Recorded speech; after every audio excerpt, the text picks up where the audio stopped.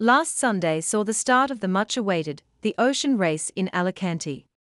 The two fleets of crude boats had a thundering exit from the Med on their way to the first stop in Cape Verde. This is the race report at the time of editing this show, on January 18th.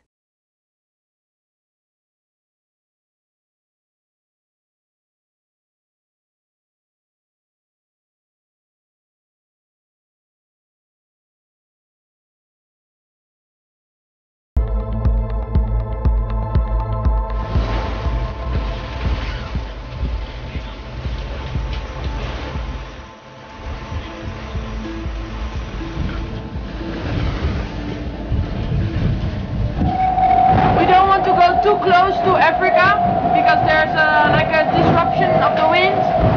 We follow our ramp line now. Try to go as fast as possible, but we're a little bit conservative too because we don't want to break the coils. So we retracted the coils a little bit, and the wind is up and down quite a bit, so we have to play with all the settings, but so far so good.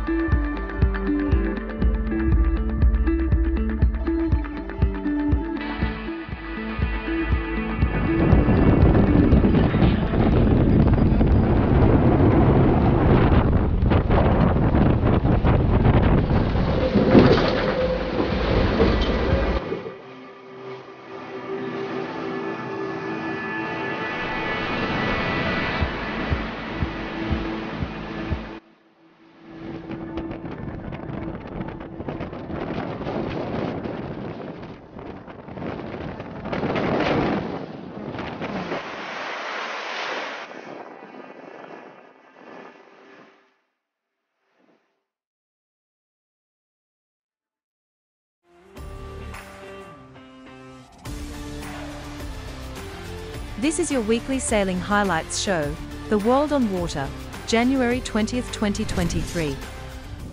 In this edition we have the so-called, most competitive two forms of sailing in the world.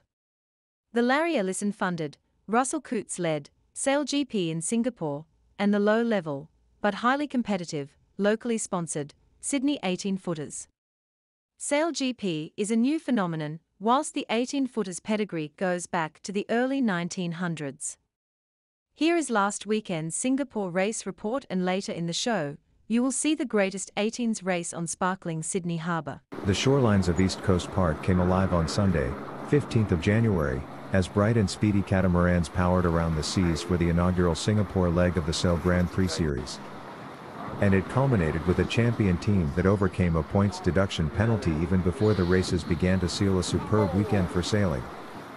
New Zealand suffered a 4-point deduction when they collided with the United States team during the practice rounds on Thursday, but were wildly cheering a dominant victory in the match race final as they stormed past Denmark and Australia to clinch the Singapore SailGP title. Obviously the points deduction made things harder, and it was a little frustrating, said team captain Peter Burling. But for us to be able to bounce back, we needed to minimize the damage that could result here, and we've definitely done that. That just shows you how strong our team is. It was indeed a stirring triumph under pressure, as New Zealand had only 4 races over the weekend to overcome the points penalty. However, they set the tone for the weekend when they won the first race on Saturday and then accumulated enough points in the next 3 races to qualify for the match race final in second spot behind Denmark. Burling's crew saved their best performance for the final, raced by only the top 3 teams from the 9-team fleet, as they sped away from Denmark and Australia in rainy and windy conditions to take the hard-earned title. New Zealand's victory narrowed the gap between themselves, 59 points, and Australia, 68 points, atop the 2022-23 SailGP Championship leaderboard, with 2 races left to ensure they qualify for the grand final in May as one of the top 3 teams overall. This weekend really helps, Burling said. To be able to step out a little bit against the chasing pack of France and Great Britain, even with the penalty points we had, it was something we're definitely pleased about. The RORC transatlantic race concluded with Giovanni Soldini leading the pack into the finish in Grenada, in his multi-70 Maserati. Despite major problems during the passage, he still came in first to take the title.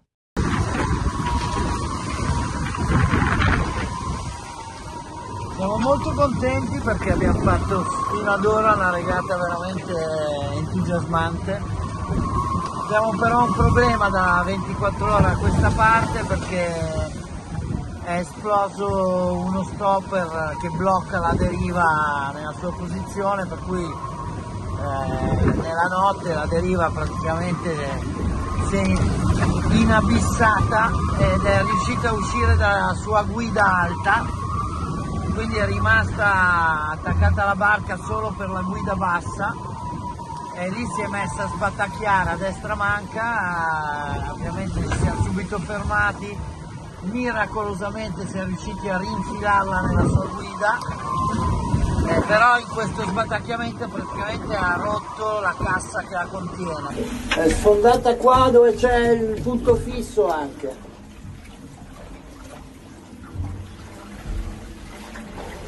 La vedi? Si è sfondata anche un po' la paratia, minchia. Qui abbiamo una via d'acqua importante, per fortuna Maserati è pensata molto bene, ha 2 scompartimenti stagni che inglobano la deriva, la zona della deriva, quindi stiamo navigando da 24 ore con la deriva bloccata in qualche modo con delle cime, abbiamo messo delle legature in più, dei bulloni, abbiamo fatto un buco per creare un aggancio che le impedisca di andare verso l'alto, però i 2 compartimenti stagni sono pieni d'acqua, per cui abbiamo più o meno 2 tonnellate d'acqua di troppo a bordo. Ovviamente si sente molto perché la barca è molto sotto sforzo, pesa in tutto 7.000 kg questa barca e ovviamente 2.000 kg in più fanno una differenza molto importante. Per ora se la sta cavando bene, speriamo che continui così.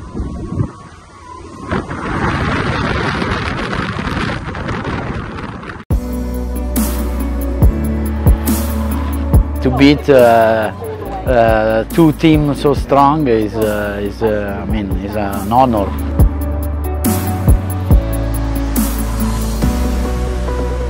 I'm very happy. I'm very proud of my crew, and I think we do a really nice job. We do really the perfect race, and each time we had a problem, even big problem, we was on focus on solve the problem.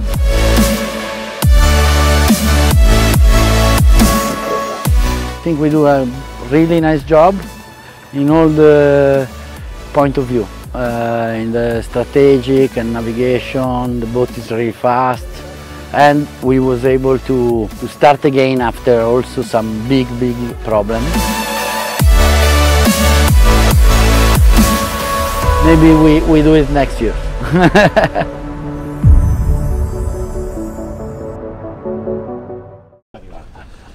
Ma sono super contento, devo dire che è stata una regata molto impegnativa perché ovviamente insomma, quando c'hai degli avversari del genere, Peyron da una parte, Thompson da quell'altra, mega team di gente super in gamba, con barche che alla fine sono molto simili, lo sai che se fai un errore in genere lo paghi e lo paghi tutto.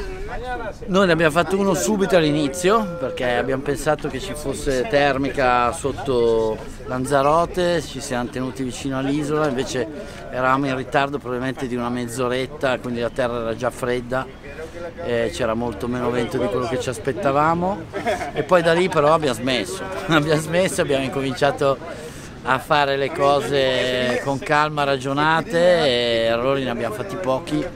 La barca ha fatto dei grandi passi avanti in questi anni e questa situazione di vento, mare eccetera l'ha dimostrato ampiamente.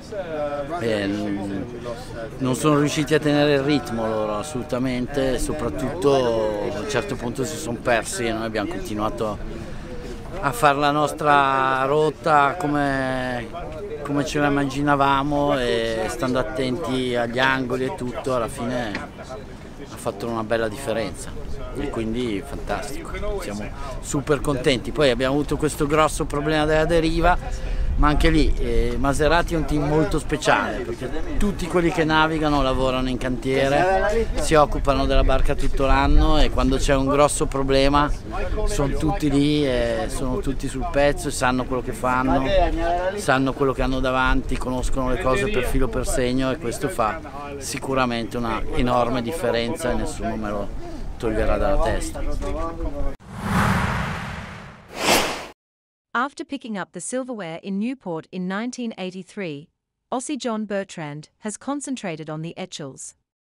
Last week, he won the Australian National Championships, hosted by the Cruising Yacht Club in South Australia.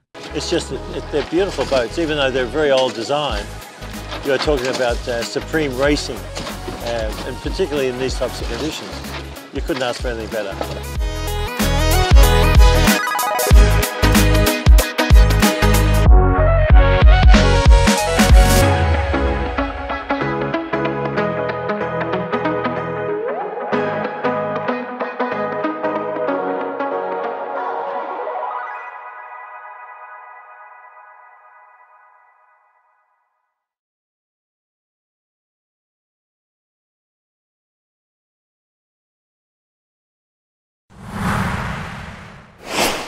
11th hour sailing team's navigator Simon Fisher, before the ocean race start, described how to get out of the Med.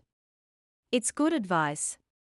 We are producing regular original videos on the race, and they are on our World on Water YouTube channel and our exclusive Boat Club TV network, which is available to all yacht clubs anywhere in the world.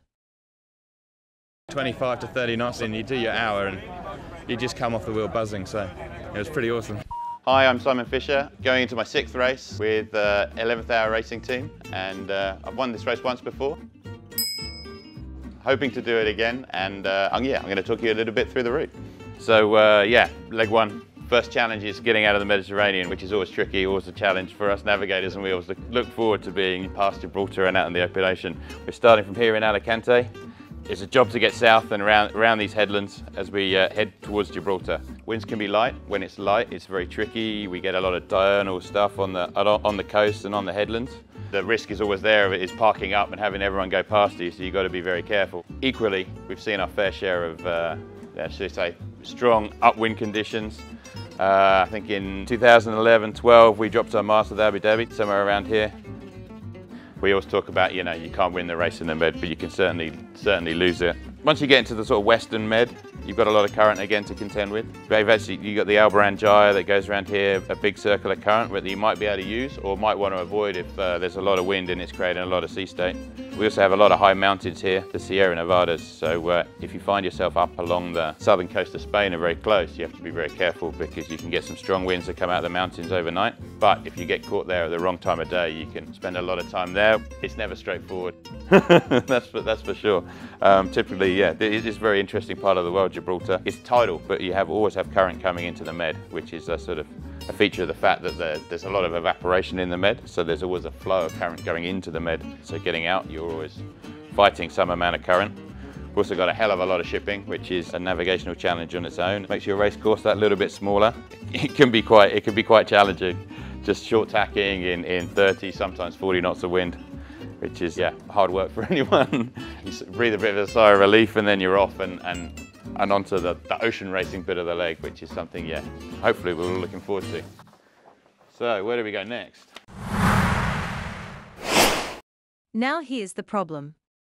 Last Sunday was one of the best ever days on Sydney Harbour, and the 18-Footers TV channel and their producers, Sail Media, covered the 2-hour race in brilliant form. We tried to edit the race and we cut it to 20 minutes. Then it had to be reduced to 8, to fit the show. The day was brilliant, the racing was hot, the weather was a pumping northeasterly. All we can say is when you finish watching this, go to the 18-Footers channel on YouTube and watch the full Sail Media coverage. It shows the sport at its best. Oh, a bit congested up the top end of the line here. Harry Price with Scott Babbage in the 16s and won. About 5 seconds to go. Oh, and Fisher and Parkle over again. Oh, well and truly. And whom else? A nice start by Marine Outlet. We've got an individual recall, and that'll be Fisher and Paykel coming back. And Andu left in the blocks, got held up pretty effectively by burrowing. Okay. So just on screen now, the brand new Finport skiff, first race for her. She's hot off the press. Yeah, and confident looking start from them. Do we know much about the pedigree there, Bucko? Are we using North Gear, or has Flipper been involved? No, it's the Nick Daly, Michael Carter show there. Okay. And Andu about 20 seconds in arrears after getting luffed head to wind and stopped almost in line virtually above the committee boat. Copy. A bit of catching up to do there. So he's had to bear away to go behind Smeg, so that's a benchmark So there. this seems to be a little bit of north in the breeze, Bucko. Yeah, on this edge. And it's pushing the boats a little bit low, so they're not gonna make it all the way to Bradley's before they tack. Good stuff, good pressure at the headland, that is for sure. And a large spectator craft in the way a bit up here. Okay. Yandu just going to the tack now, and the leader will actually be Finport. How about that, Cup? No, he's... Your money's safe, mate. At this stage.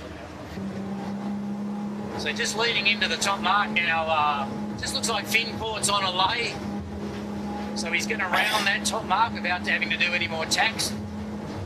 Well, he's got her in the high mode, Cup, I think. As long as you get there, Bucko. Yeah. So he stepped out now to a nice handy lead. There's a good half a dozen boat lengths there. Yeah, he's flying. He just needs a jib just then. Good stuff. That's a well-sailed, accurate first beat, isn't it? Oh, well, yeah. There he goes, on the bearaway. It's going to be 20 seconds. I'd say so. Woody's struggling to get in there. Windward set, is it? On the Finport. Well, Same little wine glass as well to go with it. So there we go, he's all set. All right, Keegan's got the chute back on. He's lost a little bit of gauge on the rest of the fleet there, but he still leads. But here's how narrow the needle is, though, Cup. We're looking at Andu. He's now VMG running to get to the mark in less pressure. Yeah. So the difference of only about 40 metres. Not very much, is it? And Finport round now. So. And for the viewers at home, not on screen, Rag and Famish. It's just almost capsized. Just here they are. Rag and Famish down, and for the time being, capsized to windward as well. Andu struggling. Get on Andu. They're going to miss the bar kick, Cubby. Andu. Yep. We can get around onto them. Yep. So okay, so they completely missed the mark there. So they've got to drop that chute, And get it tucked away, and then they've got to go back. An innovative lure drop, and then they're going to tackle the chute lying all over the boat, but they escaped, I think. Couldn't get the jibber back. Right. Just got Lazarus coming in hot. Oh dear. You just fire the tack line, really, wouldn't you? Anyway, struggle street on the Andu. They look comfortable there, the Smeg. Well, what's the crew over looking at there, Cup? Pretty solid. Yeah, no, they're good. No, the crew weight. Oh, in terms of weight? Yeah. What do you reckon they're pushing, Bucko? A lot, I would say. There's a bit of Christmas cheer there as well. There's a few Christmas lunches. A bit of professional conditioning. Yeah, the leg ham. Yeah. I did see him throw a new set of spinnaker sheets. You can see that red rope just around the headsail there. So that was a brand new set of spinnaker sheets today. So that's the Floridan's nightmare, I'd say. Yeah, well, welcome to the boat, Mikey. Great to fill in, and his new spinnaker sheets just to make sure you remember your experience for the week. Which we haven't soaked yet. Yeah, right. No, it was handed straight to them off the roll, I think. There's not much in it. No. It's nail biting. Smeg's got him. Purely for the fact they're on starboard, I think. No. No? You reckon there's a boat length? Didn't have to duck. So Smeg's got a good shot of the ley line here. Woody's got to do 2 more tacks, I think, Cup. Let's see. I don't know. He's in high mode. Yeah, no doubt about that. If you did notice, we're just getting in behind him now. Woody did the old trick where you just go bow down a little bit, so when the guy comes across you, he goes, oh no, we've still got 4 or 5 boat lengths to go, and I think that's what we're going to see unfold here.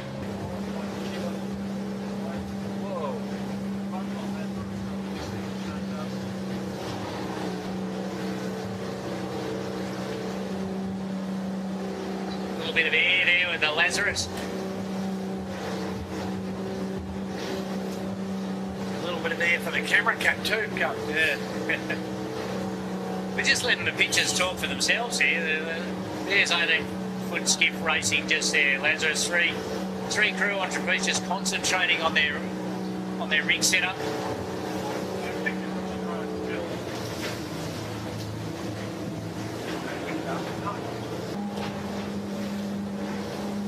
And do on screen. Smeg just pushing hard here. Yeah, absolutely. They're looking for a game-changing moment here. Absolutely. 3 strings flat. So we're going a little over 26 knots, parallel with Smeg, 25 knots. Wow. Definitely the odd bit of air there. You can see the rig compressing under each bounce on the waves. Yep. Slowed down a little bit now after that bit of bad seaway. Oh. Back to 20 knots. Yeah. There's your postcard shot with the harbour bridge in the background, Bucko. And that Sydney Opera House thing as well, eh? Yeah, even the fort. And the fort. Beautiful. Both boats safely got their chutes away, or close to. Right, here comes Yandu, round the bottom mark for the last time. A little dial up from both boats, and only about 10 seconds in it. 10 seconds, 3 boat lengths. Yeah, it's on. John winning, Yandu, capsize in the tide. Well, they sort of came out of the tack, and we just got to pan around and pick up the Yandu. Looked like the helmsman might have fallen over, mate. Yeah, they seem to be through the tack and then just get a gust and laid right over. So, yeah, just see it's looked like loss of control. Oh. As quickly as they're getting it up, that's going to be push them back into 3rd spot, I'd say. Lazarus now in 2nd. There you go. The attrition continues. Smeg leads. It's not a big lead, but it's enough. Race leader Smeg. Around the second last mark for the Beachel boy for the last time.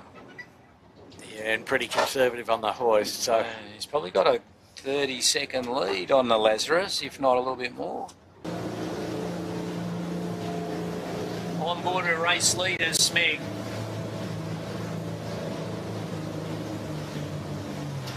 Just got this.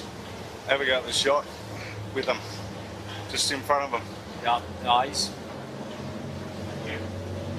I think they're all right, Jimmy. Oh, he had to flag it.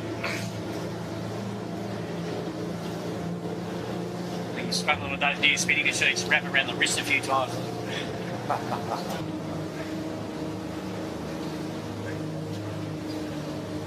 Nice long line, so they've given them plenty of opportunity. Yeah.